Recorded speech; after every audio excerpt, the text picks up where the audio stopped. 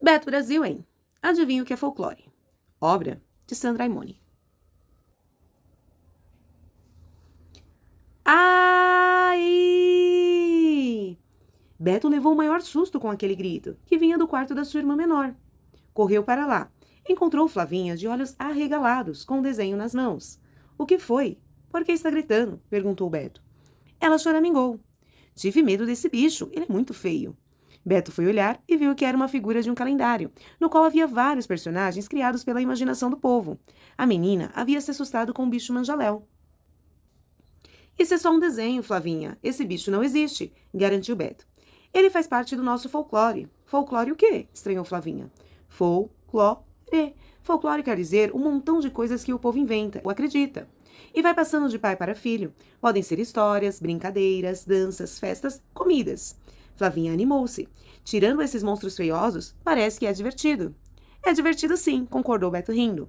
Mas acho que os monstros eram criados pela imaginação das pessoas por causa do medo do escuro. Já pensou antigamente, quando não tinha luz elétrica? As pessoas viam até o que não existia. É mesmo, lembrou Flavinha. Outro dia tinha uma camiseta branca pendurada na cadeira e no escuro pensei que fosse um fantasma. Beto confessou. Isso já me aconteceu também. Tem horas que a gente pensa cada bobagem. Esse bicho manjaléu aí, continuou Beto, foi inventado para assustar crianças levadas. É tipo um bicho-papão ou uma cuca. Sabe como eu sei isso? Perguntou o garoto.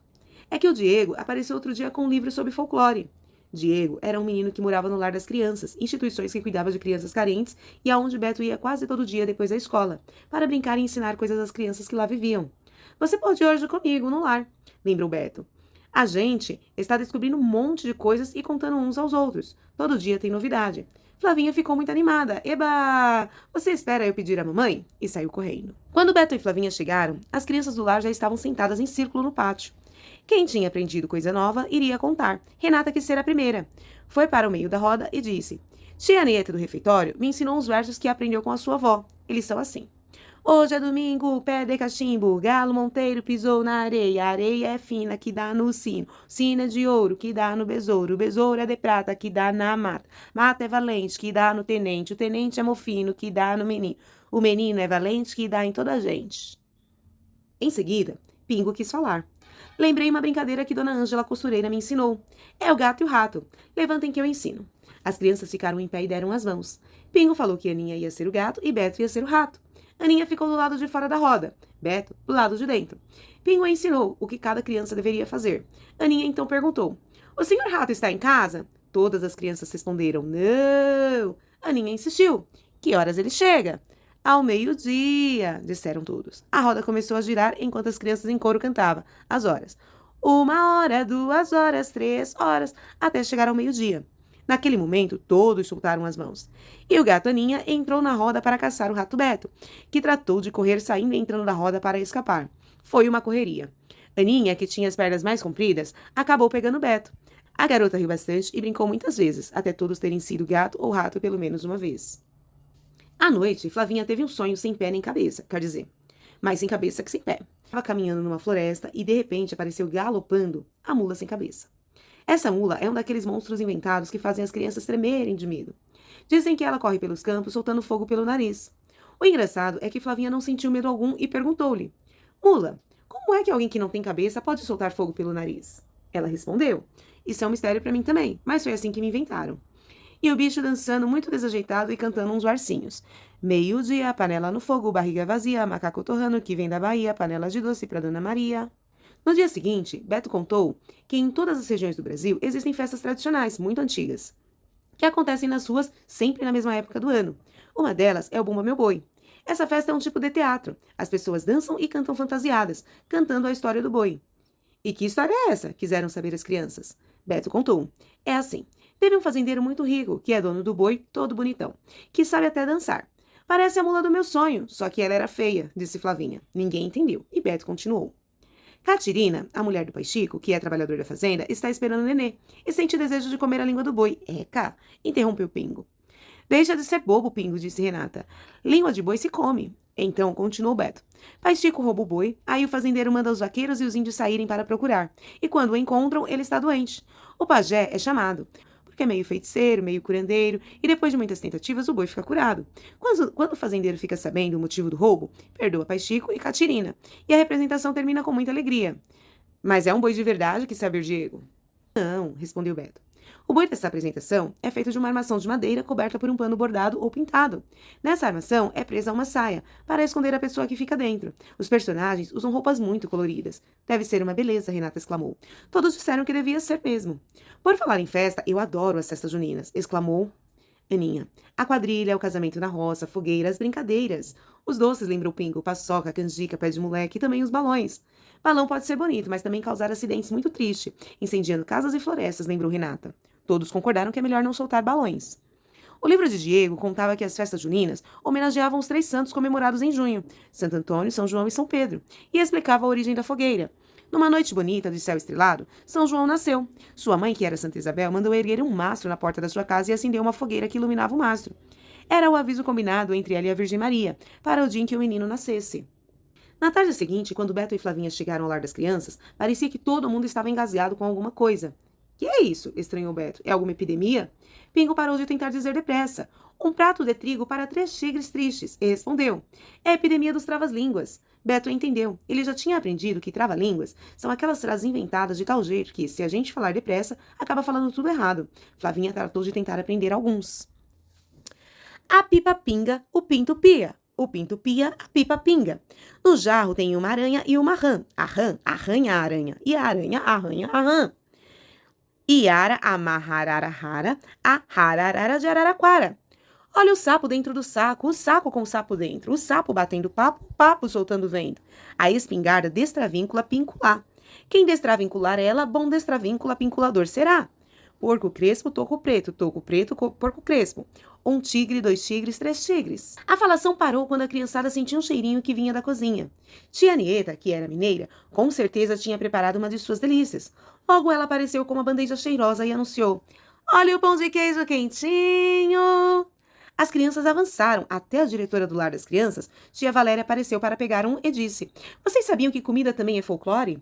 Algumas receitas são típicas de uma determinada região do Brasil, como o vatapá na Bahia, o feijão tropeiro em Minas Gerais e o churrasco no Rio Grande do Sul.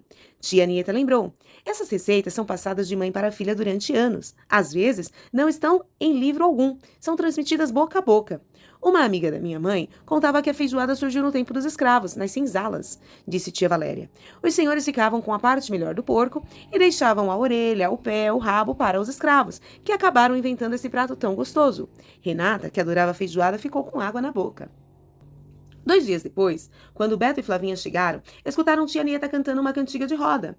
Vamos, maninha, vamos pra praia passear, vamos ver a lancha nova que do céu caiu no mar. Beto brincou. Está contente, tia Nieta? Quem canta, seus males espanta, respondeu a cozinheira. Aninha, que ia passando, ouviu e correu para anotar a frase em seu caderno de provérbios. Ela adorava colecionar esses ditos populares. Depois trouxe o caderno para mostrar aos amigos. Cada um resolveu escolher o provérbio que achava mais bacana. Beto ficou com: água mole em pedra dura, tanto bate até que fura. Pingo escolheu: a mentira tem pernas curtas. Diego preferiu: de grão em grão, a galinha enche o papo. Renata, que fala pouco, gostou de: em boca fechada não entra mosca. Aninha fez sua escolha: pimenta nos olhos dos outros é refresco. Flavinha ficou com dúvida entre: quando um não quer, 2 não brigam, e quem conta um conto, aumenta um ponto. Depois do lanche, tia Valéria reuniu as crianças para contar uma história. O folclore de nossos índios tem histórias muito poéticas, disse ela. Vou contar a vocês a lenda da Vitória Régia, que explica como surgiu essa planta maravilhosa que existe nos rios da Amazônia. Naya era uma índia jovem, filha do chefe da tribo. Ela acreditava que a lua era um belo guerreiro chamado Jaci e queria se casar com ele. O pajé havia contado a Naya que quando a lua gostava de uma jovem, a transformava em estrela do céu. Desde então, nas noites de luar, enquanto os outros dormiam, Naya subia nas colinas, tentando chegar perto da lua, para que ela a visse e a transformasse em estrela. Durante muitas noites, a índia ficou acordada chamando a lua, mas nada conseguiu. Numa dessas noites, Naya viu a lua refletida nas águas de um rio. A pobre moça, imaginando que a lua tinha vindo buscá-la, atirou-se nas águas profundas do rio, e nunca mais foi vista. A lua quis recompensar o sacrifício da jovem e transformou-a, então, na Vitória Régia, uma planta cujas flores perfumadas e brancas só se abrem à noite, e quando nasce o sol ficam rosadas. Aninha suspirou. Que linda história! A cada dia que passava, a criançada queria saber mais coisas sobre o folclore. Certa tarde, Beto propôs: Vamos brincar de adivinha? Todos concordaram, e cada um foi dizendo aquelas que conhecia. Diego foi o primeiro. O que é o que é? Nasce na água me criei. Se na água me botarem, na água morrerei. As crianças acharam difícil. Beto pensou por alguns minutos e logo fez cara de sabido. É o sal? Gritou. Fácil, fácil. Era isso mesmo. Todos ficaram admirados com a esperteza do menino. Estavam tão entretidos que nem perceberam a presença de um senhor usando um chapéu de vaqueiro. Ele estava visitando o lar e tinha parado para observar de longe a brincadeira. Aninha, na sua vez, perguntou: O que é o que é? Que anda com os pés na cabeça. Esse é mais fácil ainda, disse Beto. Piolho? Os pés são dele, mas a cabeça é a nossa. Nossa! Exclamou Flavinha. Só se for a sua. Pingo falou a dele. O que é o que é? Anda deitado e dorme em pé. De novo, Beto não deu chance pra ninguém. Eu sei. É o pé. Ha, ha, ha. Quero ver quem ganha de mim. Ah, assim não tem graça, reclamou Diego. A gente não tem tempo nem de pensar. Prefiro brincar de outra coisa. Beto era mesmo bom em adivinhações, mas viu que tinha exagerado, não dando chance aos outros. Pediu desculpas e concordou em se divertir com os brinquedos folclóricos que a tia Nieta tinha trazido.